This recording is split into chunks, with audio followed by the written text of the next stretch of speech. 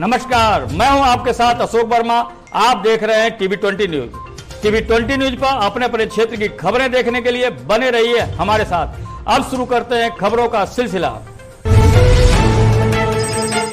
नवागत मंडलायुक्त मनीष चौहान ने सोमवार को मंडल मुख्यालय पहुंचकर अपना कार्यभार ग्रहण कर लिया है। मूल रूप से जोधपुर राजस्थान निवासी श्री चौहान 2000 बैच के आईएएस अधिकारी हैं। इससे पूर्व वह आयुक्त एवं निदेशक उद्योग के पद पर कार्यरत थे, जबकि वह पूर्व में जनपद आजमगढ़, गाजीपुर, हमीरपुर, जालौन, इटावा, हरदोई, अलीगढ़, बरेली, लखीमपुर खीरी एवं झांसी में जिलाधिकारी के पद पर तथा मुख्यमंत्री उत्तर प्रदेश के कार्यालय में सचिव के पद पर कार्यरत रहे हैं। इसके अलावा वह 5 वर्ष तक प्रतिनियुक्ति पर राजस्थान में भी कई महत्वपूर्ण पदों पर तैनात रह चुके हैं। नवागत मंडलायुक्त ने अपना कार्यभार ग्रहण करने के उपरांत कहा कि चूंकि वह लगभग 10 वर्ष पूर्व आजमगढ़ में जिलाधिकारी के रूप में कार्य कर चुके हैं, इसलिए मंडल के अंतर्गत आने वाले जनपदों की समस्याओं को भली भांति जानते हैं।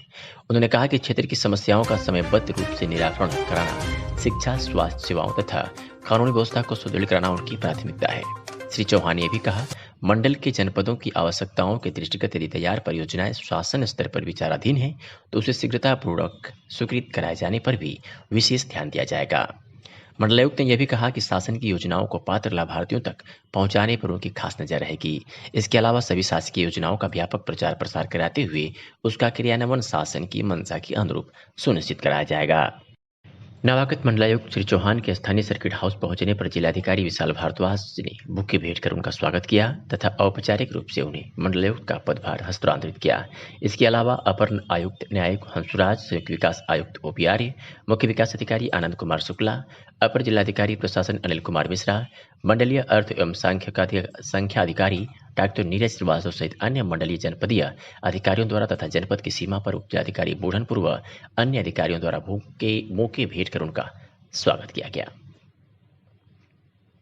आज मैंने मंडलायुक्त का यहाँ पे कार्यभार ग्रहण किया है और सबसे पहले मेरी प्राथमिकता होगी कि शासन के जो भी कार्यक्रम है वो अच्छे तरीके से क्रियान्वित हो, पारदर्शी तरीके से हो।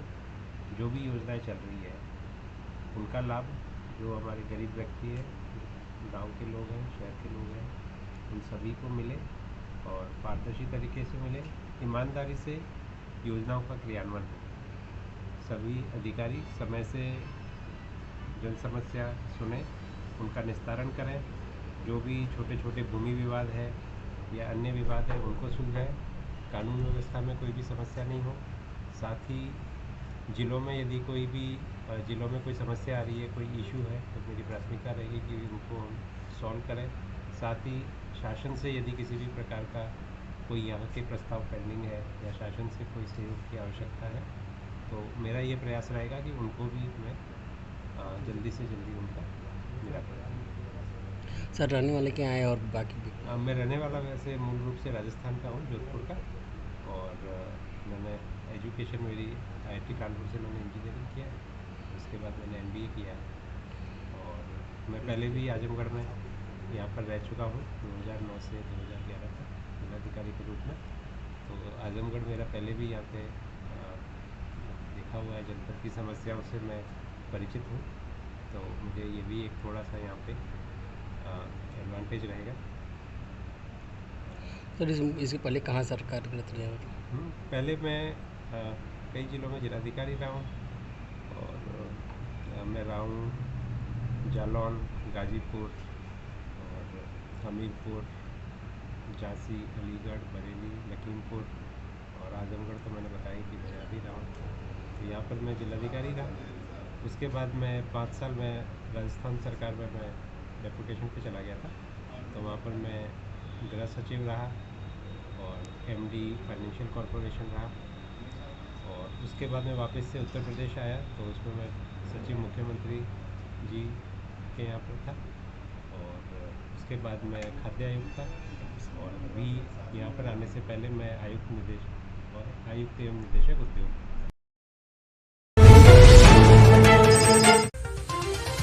जिलाधिकारी विशाल भारद्वाज ने आज सिवली पीजी कॉलेज आजमगढ़ में भारत निर्वाचन आयोग द्वारा निर्वाचक नामावली में शामिल मतदाताओं के आधार नंबर एकत्रीकरण कार्यक्रम का शुभारंभ किया।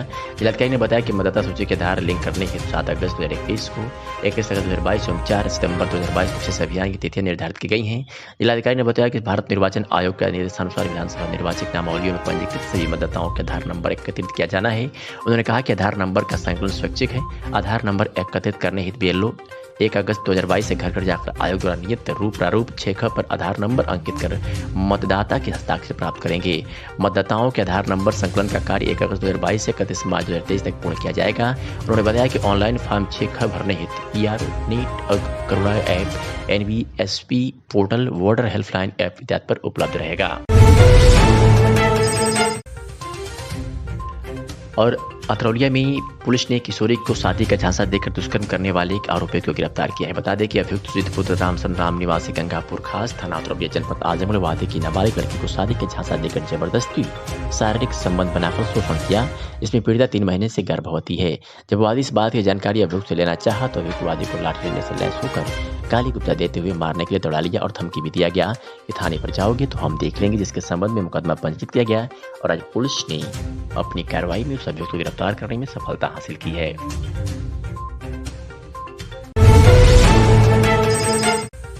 और ये खबर आजमगढ़ से है, जहां आजमगढ़ में क्षेत्राधिकारी नगर प्रभारी चौकी पहाड़पुर प्रभारी चौकी सिविल लाइन फोर्स के साथ पहाड़पुर तिराहा से ITI कॉलेज तक जितने लोग सड़क पर अतिक्रमण किए थे उनको सख्त चेतावनी दी और अतिक्रमण को हटवाया। इस दौरान काफी संख्या में अतिक्रमणकारियों में हड़कंप मचा रहा। खबर हम आपको आजमगढ़ से दिखा रहे हैं। हमारे संवाददाता धीरज वर्मा की रिपोर्ट है। अपने कैमरे से उन तस्वीरों को कैद किया धीरज वर्मा ने। जो एक्सक्लूसिव तस्वीरें आपको TV20 न्यूज पर हम आपको दिखा रहे हैं, शहर की तस्वीरें हैं। हमारे संवाददाता की खास रिपोर्ट है। उन्होंने शहर में जब पुलिस क्षेत्राधिकारी नगर प्रभारी चौकी प्रभारी पहाड़पुर और सिविल लाइन पुलिस बल अतिक्रमणकारियों पर डंडा चला रही थी और उनको सख्त सजाएं दे रही थी, उस दौरान उन्होंने कैमरे में कैद किया और बखूबी लोगों को दिखाने का काम किया है। पुलिस ने शहर में अतिक्रमण हटाओ जब अभियान चला रहा था तो अतिक्रमणकारियों में हड़कंप की स्थिति देखी गई। तस्वीरें आपके सामने TV20 न्यूज पर लगातार हम आपको दिखा रहे हैं। एक्सक्लूसिव तस्वीरें हमारे संवाददाता धीरज वर्मा की इस खास रिपोर्ट में आप देख रहे हैं। खेत एवं ग्रामीण मजदूर संगठनों के राज्यव्यापी संयुक्त आह्वान पर अखिल भारतीय खेत व ग्रामीण मजदूर सभा खेग्रामस और उत्तर प्रदेश खेत मजदूर यूनियन ने जुलूस निकालकर जिला मुख्यालय पर प्रदर्शन किया और राष्ट्रपति के नाम ज्ञापन सौंपा। जुलूस के नेतृत्व खेग्रामस के सुदर्शन राम एवं उत्तर प्रदेश खेत मजदूर यूनियन के रामवृक्ष ने किया। जुलूस सजी मैदान के पास स्थित बस स्टैंड से निकलकर सिविल लाइन्स अग्रसेन चौक नेहरू हाल होते हुए कलेक्ट्रेट पहुंचा। जुलूस में भूमाफियाओं को संरक्षण और गरीबियों पर बुलडोजर नहीं चलेगा, बुलडोजर राज नहीं चलेगा, गरीबों को उजाड़ना बंद करो आदि के नारे लग रहे थे। इस अवसर पर खेत मजदूर संगठनों के नेताओं ने कहा कि मोदी योगी सरकार सभी के साथ समान व्यवहार का लाफाजी कर रही है। असलियत यह है कि दबंग भूमाफिया चैन से हैं और गरीबों के घरों पर बुलडोजर चल रहा है। उन्होंने कहा कि हम इस भेदभावपूर्ण दमनकारी भूमाफियाओं को संरक्षण और गरीबों पर बुलडोजर नीति को कतई बर्दाश्त नहीं करेंगे और ग्रामीण गरीबों को संगठित कर संघर्ष में उतरेंगे। क्या नाम है? मेरा नाम ओम प्रकाश सिंह है और खेत मजदूर सभा जो ग्रामीण मजदूरों का संगठन है उससे जुड़े हुए हैं। क्या मामला है आपको करना पड़ा? आज पूरे प्रदेश में जो खेत मजदूरों ग्रामीण गरीबों के संगठन हैं, खेत मजदूर सभा, उत्तर प्रदेश खेत मजदूर यूनियन समेत तमाम संगठन संयुक्त तौर पर आज आंदोलन में है हर ज़िले पर। मामला यह है कि पूरे देश में खास तौर पर उत्तर प्रदेश में बुलडोजर भूमाफियाओं के नाम पर जो बुलडोजर चल रहा है वो गरीब बस्तियों को एक एक करके उजाड़ा जा रहा है। सैकड़ों साल से बसी हुई गरीब बस्तियां हैं जिनके नाम उस ज़मीनों को दर्ज होना चाहिए, वहाँ से लोगों को उजाड़ा जा रहा है, बुलडोजर चला और तमाम भूमाफिया, तमाम दबंग, तमाम ज़मीनें इस तरह की कब्जा किए पड़े हैं और उनके खिलाफ़ कोई कार्रवाई नहीं हो रही। तो एक बुलडोजर राज के खिलाफ़, गरीबों पर जो को उजाड़ने की जो कार्रवाई है उसके खिलाफ़, और फिर जो गांव के गरीब हैं, गांव के मजदूर हैं, मनरेगा के तहत काम बंद है या कहीं शुरू भी है तो बहुत नॉमिनल काम मिलता है, भयंकर लूट है। तो उस सवाल पर कि कम से कम वर्ष भर नहीं तो कम से कम 200 दिन काम की गारंटी हो और प्रतिदिन इस महंगाई के दौर में 600 रुपया उनको मजदूरी मिलनी चाहिए, इस सवाल पर सरकार राशन वितरण प्रणाली जो है, जन वितरण प्रणाली, इसको एक ख़त्म करने की साजिश कर रही है। और पिछले दिनों जो सरेंडर हुआ राशन, वो उसका हिस्सा था। हम इसका विरोध करते हैं। और जब महंगाई चरम पर बढ़ती जा रही है, आटा, चावल, दाल, दूध, दही पर जब जीएसटी लगा रही है सरकार इतिहास में पहली बार, तब हम ये मांग कर रहे हैं कि कम से कम प्रति परिवार, प्रति व्यक्ति, प्रति यूनिट 15 किलो राशन, उसके अलावा दाल, तेल, मसाला और तमाम चीज़ें जो केरल में जैसे सरकार देती है उस मॉडल के तहत सबको दिया जाए। यह सरकार की जिम्मेदारी है, कोई रेवड़ी या खैरात नहीं है। तो ये सारे सवाल हैं गरीबों के लिए। जो आवास है 10 साल पहले भी, एप्लीकेशन किसके नाम दिए हैं? एप्लीकेशन राष्ट्रपति के नाम है, जरिए जिलाधिकारी आजमगढ़ के नाम दिया गया है। तो आवास की राशि 10 साल पहले जो थी वो आज भी है। महंगाई ईंटें की बढ़ गई, सीमेंट की बढ़ गई, गिट्टी की बढ़ गई, सरिया की बढ़ गई। कम से कम 5 लाख रुपया आवास बनाने के लिए किसी भी गरीब को मिलना चाहिए।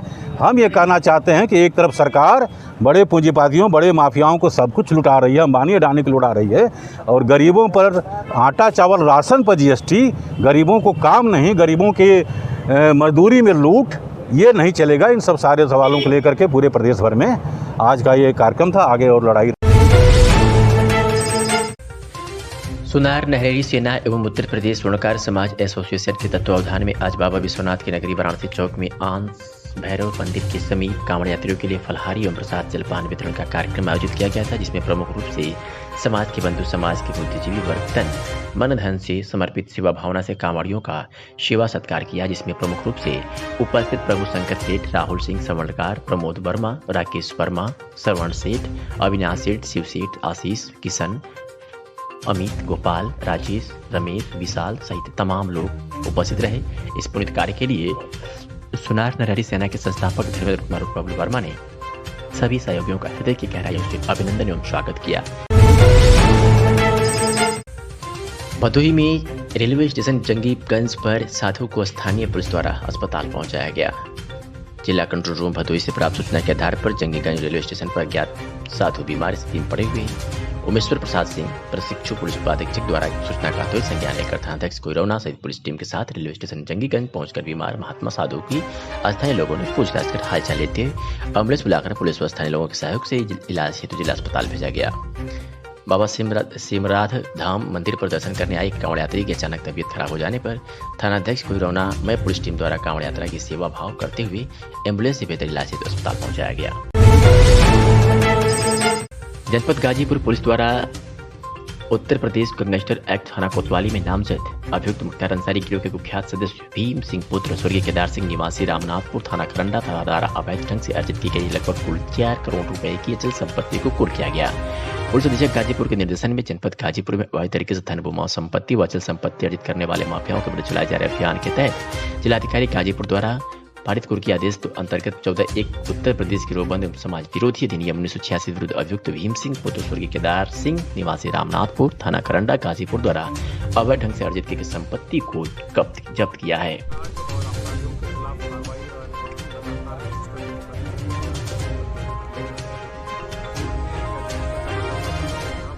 अंसारी और उसके गैंग मेंबर्स पे लगातार कार्रवाई जो है चल रही है।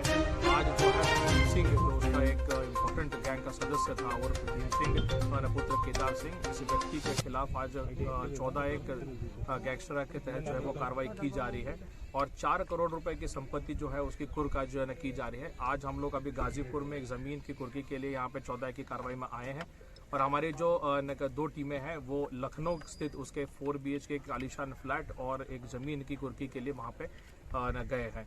इसी तरीके की कार्रवाई इनके अन्य जो भी सदस्य हैं उनके ऊपर करी जाएगी। अभी कितने जमीन थी जिसका कुर्की किया गया? देखिए अब इस जमीन का कितना रकबा है इसका? 3 बिस्वा की ये ज़मीन है। लखनऊ भी कार्रवाई हो रहा है और यहाँ भी दोनों जगह पे कार्रवाई चल रही है। आज दोनों जगह की कुल संपत्ति की जो टोटल है वो मार्केट वैल्यू लगभग 4 करोड़ रुपए के आसपास है।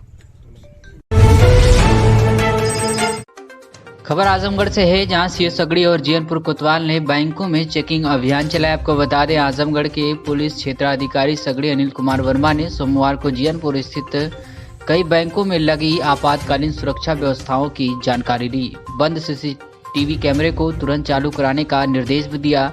सगड़ी तहसील के कई बैंकों में पॉकेटमारों और उचक्कों के द्वारा उपभोक्ताओं को ठगने की आए दिन शिकायत मिल रही थी। बैंक के उपभोक्ता अक्सर ठगी के शिकार हो जाते हैं, जिसके लिए बैंकों में सीसीटीवी कैमरे, आपातकाल के लिए इमरजेंसी अलार्म की भी व्यवस्था की गई है। सोमवार पुलिस क्षेत्राधिकारी सगड़ी अनिल कुमार वर्मा ने भारतीय स्टेट बैंक, जीएनपुर, यूनियन बैंक, इंडियन बैंक, जीएनपुर सहित कई बैंकों की सुरक्षा की हकीकत जानी। बैंकों के सीसीटीवी कैमरे, आपातकाल के लिए लगे सायरन और बैंक में तैनात कर्मचारियों की भी जानकारी ली। 2 बैंकों में कई प्रमुख सीसीटीवी कैमरे बंद मिले, जिसको तत्काल ठीक कराकर चालू कराने का निर्देश भी दिया गया। जांच के दौरान प्रभारी निरीक्षक कोतवाली जीएनपुर यादवेंद्र पांडे भी मौजूद रहे। आजमगढ़ के अतरौलिया से खबर है, जहां आपसी विवाद में जहर खाने वाली विवाहिता का सौसैया अस्पताल के डॉक्टर अली हसन ने जान बचाई है। पीड़िता के पति ने डॉक्टरों को धन्यवाद दिया है। बता दें कि थाना क्षेत्र की जमीन गोरथानी गांव निवासी धर्मेंद्र की पत्नी लीला ने पारिवारिक कलह के कारण जहर का सेवन कर लिया था। उसकी हालत बिगड़ती देख परिजनों ने तत्काल उसे नजदीकी सौसैया अस्पताल पहुंचाया, जहां उसका इलाज चल रहा था। डॉक्टर अली हसन ने बताया कि महिला ने जहर का सेवन किया था, जिससे उसकी हालत काफी चिंताजनक बनी हुई थी। पीड़ित महिला के लंबे इलाज के दौरान आज सोमवार को डॉक्टर अली हसन ने उसे स्वास्थ्य का होने पर अस्पताल से छुट्टी दे दी है। पीड़िता के पति धर्मेंद्र पुत्र बहादुर में इलाज कर रहे डॉक्टर अली हसन को धन्यवाद दिया। पीड़ित का इलाज कर रहे सौसैया अस्पताल के डॉक्टर अली हसन ने बताया कि पीड़िता का इलाज काफी जटिल था। पीड़ित ने जहर का सेवन किया था। पीड़िता का कई दिनों से इलाज 28 जुलाई से चल रहा था और उसकी हालत में निरंतर सुधार होता गया। आज पीड़िता पूरी तरह से स्वस्थ हो गई है और उसे अस्पताल से छुट्टी दे दी गई है।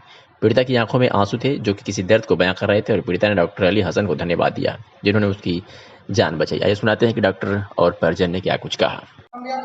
धर्मेंद्र। आपके पिता का नाम क्या है? बहादुर। कहाँ के निवासी? जमीन गोरथानी। आपकी पत्नी ने कुछ विषय पदार्थ खा लिया, उसके बारे में बताइए। जी, वो खा ली थी, क्या नाम है, जहर खा ली थी। अपने टेंशन के अनुसारियत गई थी बाजार में, लेकर आई, हमें नहीं पता था। घर पे गई, खा ली, तो पता चला कोई जहर खा ली है। तो घर पे गए तो देखने लगे कि हाथ में जहर हमें दिखाने लगी, तो मैं जहर खा ली। तो बात क्या थी, कोई बात की अनुसारियत ना, घर में थोड़ा सा अपना ही में टेंशन, दोनों परानिम हुआ था। यानी कि हम तुरंत वहाँ लेकर आए, अली हसन के पास लेकर आए, तुरंत यहाँ भर्ती लिए, इलाज में चालू किए, कोई दिक्कत नहीं, यानी कि बहुत मेहनत किए। सौसैया अस्पताल में आप लेके आए थे, आपका ट्रीटमेंट अच्छे से, उसके बारे में? हाँ जी, सौसैया अस्पताल में लेके आए थे। हाँ जी। आपकी पत्नी की स्वास्थ्य कैसे है? बीमार कैसी है? अब इस समय बहुत सही ठीक है। इस समय आप इसका श्रेय देंगे कि आप इसको श्रेय? अब वही अली हसन को। हाँ जी, हमारे लिए काम अच्छे किए हैं। कितने बच्चे हैं आपके साथ? 2 बच्चे। कब शादी हुई थी आप? शादी तो हुई है 2009 में हुई थी। 28 तारीख को पेशेंट आई थी कुछ पॉइजनिंग के लेकर, इलाज चल रहा था सौसैया में। क्या कंडीशन था तब आई थी, क्या कंडीशन अब है, और क्या नाम है इस समय? जी, लीला नाम की महिला 28 साल उम्र है, यहीं अतरौलिया थाना क्षेत्र से यहाँ पे भर्ती हुई थी। और जैसा कि परिवार वालों ने बताया कि किसी घरेलू व्यक्तिगत कारणों से इन्होंने सल्फास खा लिया था। और बड़ी अच्छी बात रही कि ये लोग समय से यहाँ आ गए और तुरंत हम लोगों ने इलाज शुरू कर दिया। गैस्ट्रिक लवाज 2 से 3 बार किया, उसके बाद महिला की हालत में सुधार आना शुरू हुआ। सारा पॉइजन हम लोगों ने पलटी करा के निकाल दिया और आज 2 से 3 दिन हो गया है, महिला स्वस्थ है, खाना पीना खा रही है और आज हम लोग प्लान कर रहे हैं कि डिस्चार्ज कर देंगे उसको। अतरौलिया थाना क्षेत्र के तेजापुर के जनता जनार्दन स्कूल के बगल में सोमवार की सुबह से एक विशाल भंडारे का आयोजन किया गया, जिसमें सैकड़ों की संख्या में लोगों ने भगवान शिव जी का भोग लगाकर भंडारे को प्रारंभ किया। भगवान शिव के भक्त कांवरियों के लिए इस भव्य भंडारे का आयोजन किया गया, जो प्रत्येक वर्ष होता है। कांवरिया समिति के अध्यक्ष सत्य कुमार गुप्ता ने बताया कि यहाँ पिछले 2-3 वर्षों से सावन के पवित्र महीने में विशाल भंडारे का आयोजन किया जाता है, जिसमें कांवरिया भक्तों के लिए हलवा, चना, चाय सुबह प्रसाद के तौर पर दिया जाता है और दोपहर से देर रात तक भोजन का सिलसिला चलता रहता है, जिसमें सभी लोग बढ़ चढ़कर हिस्सा लेते हैं। समिति के उपाध्यक्ष सोनू कुमार सोनू ने बताया कि यहाँ कांवरिया भक्तों की आस्था को देख उनके पैर धोने के लिए नींबू पानी, गर्म पानी, दवा, इलाज होने के लिए उचित व्यवस्था, कांवड़ रखने के लिए व्यवस्था कराई गई है, जिसमें दूर दूर से चलकर आए कांवड़िया भक्तों के लिए यहाँ पर इंतजाम किया जाता है। वहीं उत्तर प्रदेश शासन द्वारा भी इस वर्ष कांवड़ यात्रा को लेकर विशेष प्रबंध किए गए हैं, जिसमें कांवरियों को किसी प्रकार की कोई परेशानी ना हो। आइए सुनाते हैं कि कर्ता ने क्या कुछ कहा। क्या नाम आपका? आकाश कुमार। कहाँ निवासी? तेजापुर। अच्छा, यहाँ भंडारा रखा गया कंवरिया वालों के लिए, इसके बारे में थोड़ा बताइए। भंडारा आज से करीबन 4-5 साल से चल रहा है और हम लोग इसे धूमधाम से मनाते हैं। सुबह से 3 दिन तक 4 दिन तक चलेगा भंडारा और हम इसको बहुत धूमधाम से मनाते। कांवरिया रखने की व्यवस्था है और अच्छा कितने लोग इसमें आप लोग कमेटी के हैं? 6-7 लोग कमेटी के। अच्छा आप लोग के मन में कहाँ से आया कि ये हम लोग जो भंडारा करेंगे, इसके बारे में थोड़ा बताइए। भंडारा सब लोगों को मिलके सब व्यवस्था बनाए, उसके बाद सुबह सब लोग तैयार हो गए तो उसके बाद भंडारा चालू हो गया। अच्छा ये कब से कब तक चलता है? सुबह कै बजे से और कब तक समापन होता है? सुबह 3 बजे से 7 बजे तक चलता है। लगभग कै दिन तक चलता है? 3 दिन लगातार चलता है। क्या पूरे हर साल चला ये भंडारा लगता है कि जब तक चलेगा? हाँ, जब तक कमरिया दल वाले आएंगे तब तक भंडारा चलता रहेगा। अमित कुमार। कहाँ के निवासी? तेजापुर का। अच्छा यहाँ भंडारा रखा गया कांवरिया वालों के लिए, इसके बारे में थोड़ा बताइए। यहाँ पर हलवा पूड़ी और सब्जी पूड़ी चल रही है गाला, और जब तक कमरिया दल वाले आएंगे अपना खाएंगे, स्नान ग्रहण करेंगे। कमरिया रखने के लिए जगह है, नहाने धोने के लिए जगह है और गर्म पानी नींबू सब कुछ व्यवस्था है पूरा कमरिया दल वाले के लिए। अच्छा ये आप लोग के दिमाग में कब से आया कि भंडारा माला किया जाए? जब कमरिया दल वाले इतने दूर से पैदल आ सकते हैं तो हम लोग को थोड़ा सहयोग कर देना चाहिएगा। इसमें खाने पीने का और रहने का व्यवस्था सब कुछ दिया जा रहा है यहाँ पर।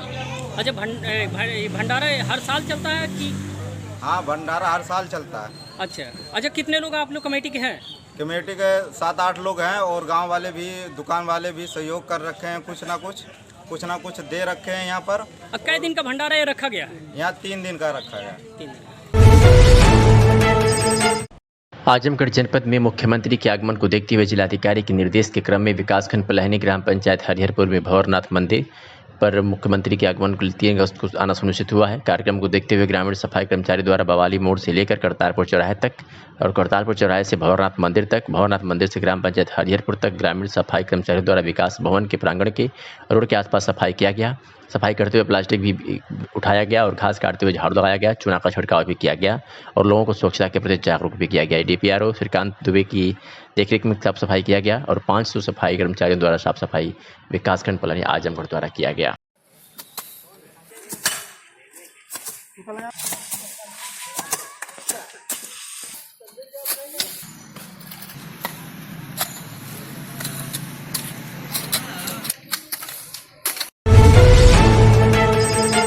बता दें कि श्रावण मास के पवित्र महीने में जहां शिव भक्तों द्वारा प्रमुख मंदिरों पर जलाभिषेक किया जा रहा है, वही कांवरिया भी दूर दराज से जल भरकर जलाभिषेक कर रहे हैं। और तीसरे सोमवार को विशेष महत्व के रूप में प्रमुख मंदिरों पर जनसैलाब उमड़ पड़ा। फूल और जल लेकर लोग शिवालय की तरफ अपना रुख किए। आज सावन के तीसरे सोमवार को विशेष महत्व माना जाता है। क्षेत्र के प्रमुख शिव मंदिरों में से एक कैलेश्वर धाम स्थान पर सुबह 4 बजे से ही शिव भक्तों की भीड़ लगनी शुरू हो गई। वही हर हर महादेव के उद्घोष से पूरा शिवालय गूंज उठा। लोगों ने सावन के पवित्र माह के तीसरे सोमवार को मंदिर पहुंचकर स्वयंभू शिवलिंग पर जलाभिषेक किया। पूरा मंदिर परिसर शिव भक्तों से खचाखच भरा रहा। वहीं मंदिर पर पवित्र तीसरे सोमवार को महिलाओं और लड़कियों की संख्या सबसे अधिक रही। सुरक्षा की दृष्टि से पूरे मंदिर परिसर में पुलिस प्रशासन की व्यवस्था चुस्त दुरुस्त रही।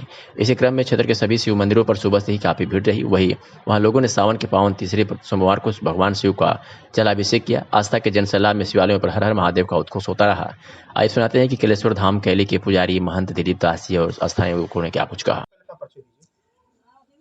मेरा नाम राम दिलीप दास है, कैलेश्वर धाम का मैं पुजारी हूँ। बाबा आज सावन का तीसरा सोमवार है जी और भीड़ लगी हुई है जी, जलाभिषेक कर रहे हैं, इसके बारे में जी यहाँ पर सुबह 4 बजे से ही भीड़ आना शुरू हो गई थी। लोग जितने श्रद्धालु हैं बड़े उत्साह के साथ लोग आ रहे हैं, जल चढ़ा रहे हैं और कांवड़िए के लोग भी बहुत उमंग और उत्साह के साथ आ रहे हैं और शिव जी को जितना जलाभिषेक करा रहे हैं। मंदिर में साफ सफाई की व्यवस्था आपके लगी हुई है और पुलिसकर्मी भी लगे, इसके बारे में जी यहाँ पर सफाई कर्मी भी आए हुए हैं, 4-6 की संख्या में आए हैं और सब सफाई कर रहे हैं। पुलिस व्यवस्था क्या है? जी पुलिस व्यवस्था बहुत बढ़िया है, टाइट है सब। महाराज जी चौथा सोमवार को क्या आंकड़ा लगता है कितनी भीड़ आ सकती है? 1000 से ऊपर हो जाएंगे। मेरा नाम रूपेश है, मैं नगर पंचायत अतरौलिया का निवासी हूँ। कैलिया धाम पे आप लोग जल चढ़ाने आए, इसकी मान्यता क्या है बताइए? हम लोगों को बचपन से ही यहाँ पे आते हैं जल चढ़ाने के लिए, क्योंकि ऐसी मान्यता है कि यहाँ के जो शंकर भगवान की जो शिवलिंग है वो अपने आप प्रकट हुआ है और ये बरसों से चला आ रहा है कि यहाँ पे सावन और मलमास में हम लोग आते हैं जल चढ़ाने के लिए और गंगा जी का जल उठाते हैं, फिर यहाँ पे आते हैं जलाभिषेक करते हैं हर सोमवार को, सोमवार के दिन जो है सावन में और मलमास में भी। और में लगभग कितने बजे से जल चढ़ाने से श्रद्धालु आते हैं? सावन में यहाँ सुबह होते ही जैसे सूर्योदय 4 बजे से, जान लीजिए 4 सवा 4 बजे से शुरू हो जाता है जल चढ़ाना, और जब तक भक्तों की भीड़ खत्म नहीं होती तब तक यहाँ पे जो है जल चढ़ता रहता है, चाहे 12 बज जाए 1 बज जाए। लगभग कितने लोग आते हैं कुछ अंदाजा? यहाँ पे मान के चलिए कि 10,000 से ऊपर की भीड़ होती है हर सोमवार के दिन। शिव कुमार अग्रारी, कहाँ के निवासी? अतरौलिया। ये आप जल आज आप लेके आए, जलाभिषेक करने जा रहे हैं, इसके बारे में बताइए। कल हम लोग जो है अयोध्या धाम को गए थे, वहाँ से रात्रि निवास किए हैं और राम मंदिर का दर्शन किए हैं, हनुमानगढ़ी का दर्शन किए हैं। उसके बाद सुबह 5 बजे वहाँ से जल लेकर चले हैं कैलेश्वर धाम के लिए। ये अतरौलिया कैलेश्वर धाम पे आए हैं जल चढ़ाने, आगे कुछ मान्यता मालूम है क्या? जी, यह जो है यहाँ शिवलिंग जो है जमीन से निकली है, इसका मान्यता बहुत है। कितने वर्ष से जल चढ़ा रहे हैं आप लोग? लगभग 20 वर्ष। आजमगढ़ में सावन मास के तीसरे रविवार सोमवार को भंवरनाथ मंदिर में चारों तरफ गूंजे हर हर महादेव के जयकारे। जय बाबा भंवरनाथ जी का श्रृंगार अद्भुत एवं अलौकिक रूप में देख भक्त हुए मंत्रमुग्ध है। रविवार की तरह सावन के पवित्र माह में बाबा का अद्भुत हुआ अलौकिक श्रृंगार, जहां काशी से आए विभिन्न प्रकार के फूल मालाओं से लगाया गया बाबा को 4 चांद दिया। वही बाबा का जलाभिषेक कर बाबा का श्रृंगार भस्म चंदन इत्र अबीर गुलाल आदि से किया गया। श्रृंगारकर्ता परमेश गुप्ता, नीरज विश्वकर्मा, प्रवीण, संजय, राकेश, अंकित, रमेश, सौरभ, प्रदीप, प्रमोद, आशीष, राकेश, संदीप, संतोष एवं आदि भक्त उपस्थित रहे। लोगों ने भगवान से प्रार्थना की व मन्नतें मांगी कि उनकी मनोकामना पूरी हो। आजमगढ़ में सिधारी राहुल प्रेक्षागृह में शहंशाह जादूगर शो के समापन के अवसर पर पहुंचे आइडियल जर्नलिस्ट एसोसिएशन के राष्ट्रीय महासचिव साहित्यकार संजय कुमार पांडे ने फीता काटकर उद्घाटन किया। इसके उपरांत मुख्य अतिथि संजय पांडे को कलाकार जादूगर शहंशाह द्वारा अंगवस्त्र एवं जादूगर मनोज मिश्रा द्वारा माल्यार्पण कर स्वागत किया गया है। अपने संबोधन में मुख्य अतिथि संजय पांडे ने कहा कि जादू एक कला है, इस खेल को देखने से मनोरंजन होता है, वहीं साथ साथ समाज को सीख मिलती है, क्योंकि कलाकारों द्वारा जादू के माध्यम से बेटी बचाओ बेटी पढ़ाओ अभियान जैसे तमाम कुरीतियों को दर्शाया और लोगों का मनोरंजन किया। श्री पांडे ने कहा कि बड़े छोटों का अपने व्यस्त जीवन में समय निकालकर जादू को देखना चाहिए। कलाकार जादूगर शहंशाह मनोज मिश्रा एवं कलाकार ज्योति मिश्रा, ब्रजेश, राहुल, प्रियंका, लक्ष्मी, लवकुश मिश्रा द्वारा अपने जादुई कला का प्रदर्शन करते हुए सभी दर्शकों का मन मोह लिया। इस अवसर पर ग्राम पंचायत अधिकारी मनोज जायसवाल, देवमणि पांडे, संदीप विश्वकर्मा, राम पलट, पूर्व सभासद पप्पू गौड़ इत्यादि उपस्थित रहे। अंत में जादूगर कलाकार मनोज दुबे ने आए हुए अतिथियों के प्रति आभार प्रकट करते हुए लोगों का स्वागत किया। जादूगर के शो में जो हमारी माताएं, बहनें, सम्मानित बुजुर्ग, आप सभी का काफी सहयोग रहा है। मैं धन्यवाद देना चाहता हूँ संस्था जादूगर के आदरणीय मनोज मिश्रा जी, हमारे छोटे भाई श्री मनोज दुबे जी ने जो इस जिले में शहंशाह जादू के माध्यम से मनोरंजन करने के साथ साथ जो सामाजिक कुरीतियां और मैंने देखा कि राष्ट्रभक्ति के भी कार्यक्रम बहुत अच्छे कार्यक्रम किए गए हैं। मैं आप लोगों के बीच में दीवार नहीं बनना चाह रहा हूं, आप लोग को देखना चाह रहे हैं। मैं इस जादूगर शहंशाह की पूरी टीम को दिल की गहराइयों से धन्यवाद देना चाहता हूं। मनोज जी ने और हमारे मिश्रा जी ने बड़ी तारीफ किया है। हमारे पूर्व सभासद पप्पू गौड़ जी बैठे हुए तमाम हमारे साथी, मैं सबका शुक्रगुजार हूँ। और अपनी टीम जो एक भाई कम 25 दिन के कार्यक्रम में जो मनोज मिश्रा जी और मनोज दुबे के द्वारा एक ऐसा संबंध बन गया है, लग रहा है कि बहुत पुराना संबंध है, पारिवारिक संबंध है। और सबसे बड़ा मैं आप लोगों का आभार प्रकट करता हूँ जो आपने इस जादूगर शहंशाह के शो के मनोबल को बढ़ाया है कि चिरागों को आंखों में महफूज रखना। बहुत देर तक रात नहीं रात होगी, मुसाफिर हो तुम भी, मुसाफिर हम भी, किसी मोड़ पर फिर मुलाकात होगी। धन्यवाद।